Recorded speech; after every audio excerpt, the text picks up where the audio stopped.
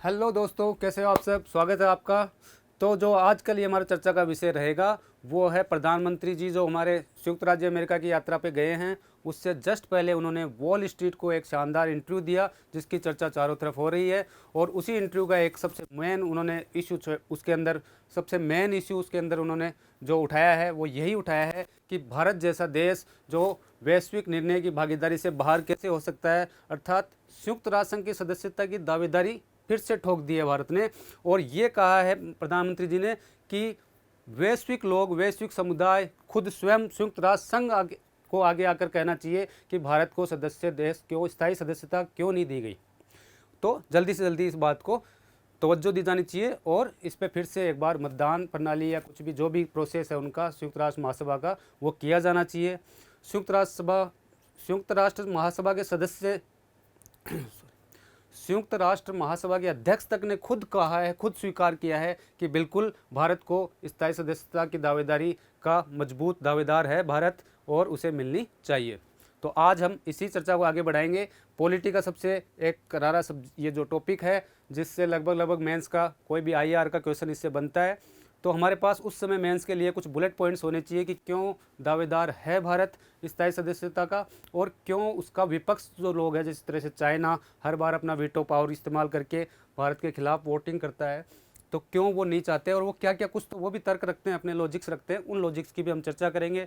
Coffee club बोलते हैं जो हमारा विरोध कर रहा है, और हम सिर्फ भारत की बात नहीं कर रहे, विश्व के कई देश, जापान है, जर्मनी है, ये ब्राज़ील है, इनको भी हम इनका भी समर्थन करते हैं कि इन 3-4 देश हैं इनको स्थायी सदस्यता में शामिल किया जाना चाहिए। कितने साल हो गए संयुक्त राष्ट्र संघ को, 70-75 साल से ऊपर होने को आए, लेकिन अभी तक वही 5 स्थायी सदस्य देश हैं जो इसकी स्थापना के समय पर थे, वही स्थायी सदस्य आज तक बने हुए हैं। और उनके पास सबसे मेन पावर होती है वीटो, जिसकी हम आगे चर्चा करेंगे। तो चलते हैं आगे। संयुक्त राष्ट्र संघ आज के टाइम में थोड़ा सा संक्षिप्त ब्यौरा, वैसे आप सभी इससे अच्छी तरह वाकिफ हो। 193 देश हैं और इसकी सबसे मेन जो बॉडी होती है वो होती है सुरक्षा परिषद। सुरक्षा परिषद में क्या होता है, स्थायी सदस्य और अस्थायी सदस्य होते हैं। तो स्थायी सदस्य कितने होते हैं, 5, जिनके पास क्या होता है, वीटो। और अस्थायी सदस्य जो इसकी बैठकों में भाग लेते हैं लेकिन उनके पास कोई वीटो का अधिकार नहीं होता है। वीटो क्या होता है, वीटो होता है कि मैं अनुमति नहीं देता हूँ, मैं अनुमति नहीं देता हूँ। अर्थात यदि 5 में से 4 एक तरफ भी हैं और यदि एक भी कोई प्रस्ताव आया कि भारत को स्थायी सदस्यता दी जानी चाहिए, 4 ने कहा ओके ओके ओके ओके, एक ने कहा नो, जैसे चीन हमेशा कहता है कि नहीं दिया जाएगा, तो क्या होगा, ये प्रस्ताव पूरा ऑटोमेटिक कैंसिल हो जाएगा। यानी यहाँ पे लोकतंत्र नहीं है अंदर की तरफ इंटरनल कि बहुमत से फैसला हो भी, 4 एक तरफ है तो क्यों नहीं मानी जानी चाहिए। सबसे ज़्यादा जो वीटो का यूज़ किया आज तक वो चाइना ने किया है, उसके बाद रसिया ने किया है, उसके बाद अमेरिका ने किया है। तो चाइना ने हमेशा भारत के विपक्ष का कुछ दिन मतलब काफ़ी चर्चा में भी रहा। मसूद का भी जो वैश्विक आतंकवादी घोषित करना था उसको बार बार उसने काफ़ी सालों तक लटकाए रखा, उसके बाद परमिशन दी। अभी कल परसों भी उन्होंने जो एक नया टेररिस्ट था उसके ऑडियो क्लिप भी सुनाई थी, सजीर करके कुछ है, तो उनका भी उन्होंने चाइना ने वापस वीटो लगा दिया, उसको वैश्विक आतंकवादी घोषित नहीं होने दिया। तो वीटो की यहाँ पे परमिशन, ये राष्ट्रपति वाला वीटो अलग है और ये संयुक्त राष्ट्र संघ का वीटो अलग है। इसका मतलब सीधा से ये होता है कि यदि एक भी व्यक्ति यदि उसके खिलाफ है प्रस्ताव के, तो यानी एक भी सदस्य देश, और हमें पता ही है 5 सदस्य देश कौन है, ठीक है। तो इनको चर्चा करते हुए आगे बढ़ेंगे। मैं अनुमति नहीं देता हूँ, ये आप समझ गए वीटो का मतलब है। अस्थायी सदस्य कितने वर्ष के लिए होता है, हर बार 2 वर्ष के लिए। कितने बनते हैं, 10 देश बनते हैं। भारत कितनी बार रह चुका, 8 बार अस्थायी सदस्य रह चुका है इसका, ठीक है। ये भी एक दावेदारी का पॉइंट है। अच्छा, इसकी चर्चा सबसे पहले कब हुई, तो क्या संयुक्त राष्ट्र महासभा में कभी मतदान वगैरह कुछ हुआ इस तरह की बात को लेकर के, तो 2015 में एक बार फ्रेमवर्क रखा गया था जिसमें 122 में से 113 देशों ने इस पक्ष में दिया था कि यस, इसकी जो सदस्यता है, स्थायी सदस्यता, उसका विस्तार होना जरूरी है। लेकिन ये फिर से ठंडे बस्ते में डाल दिया गया और बार बार ये मुद्दा उठता रहता है।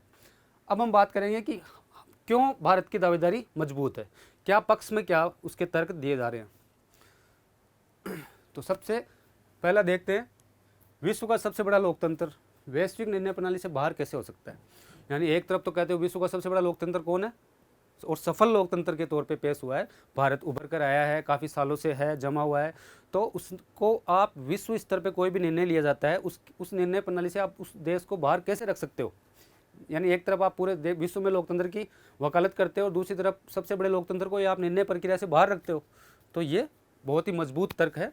दूसरा तर्क है कि जो संस्थापक सदस्यों में शामिल है, स्थापना के समय से 8 बार तक कितना अस्थायी सदस्य रह चुका है संस्थापक सदस्यों में, यानी जब इसके 51 देश संस्थापक देश थे 1945 में, 24 अक्टूबर 1945 को संयुक्त राष्ट्र संघ की स्थापना हुई थी, तो उन शुरू में जो संस्थापक सदस्य थे उनमें भारत भी एक राष्ट्र था।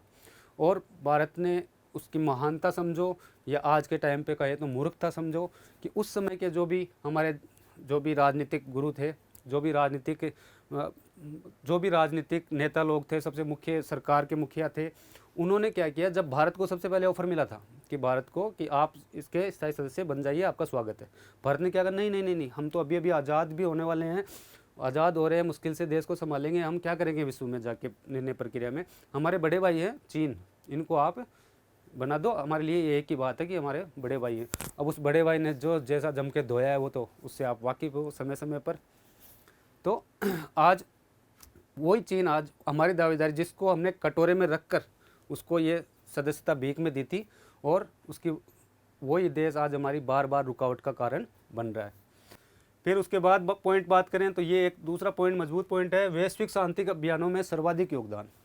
जो भी हमारी सेना के कुछ लोग हमेशा शांति सेना के रूप में संयुक्त राष्ट्र संघ की तरफ से कोई भी जहाँ पे कोई दंगा चल रहा होता है, कोई सीरिया कंट्री है, जिस तरह से कोई अफ्रीकन कंट्रीज़ हैं, उनमें जब भी अव्यवस्था हो रही होती है सरकार की तरफ से या विद्रोह हो रहा होता है, ऐसी जगह पर शांति सेना के रूप में सैनिक भेजे जाते हैं।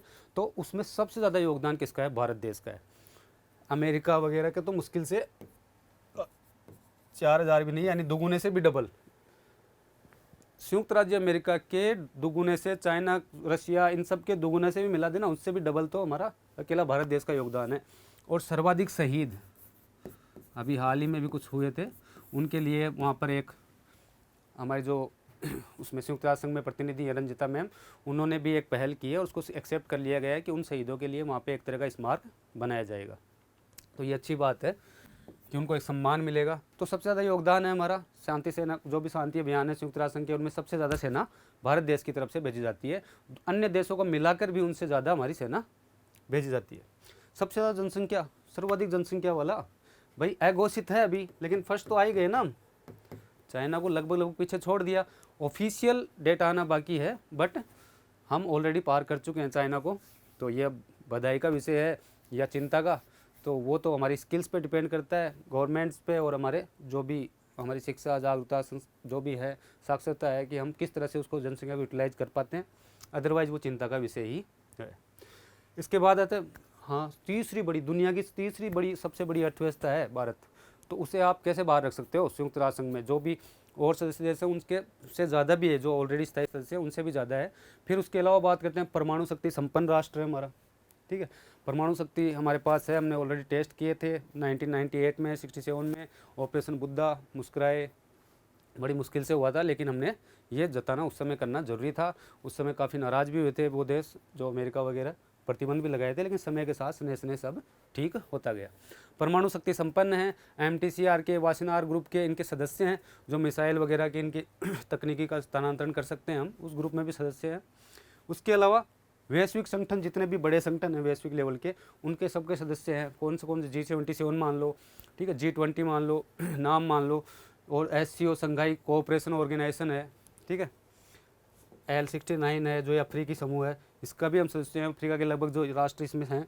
G4 की चर्चा हम बाद में अलग से करेंगे। ये G4 वही हैं जो स्थायी सदस्यता की दावेदारी पेश करते हैं।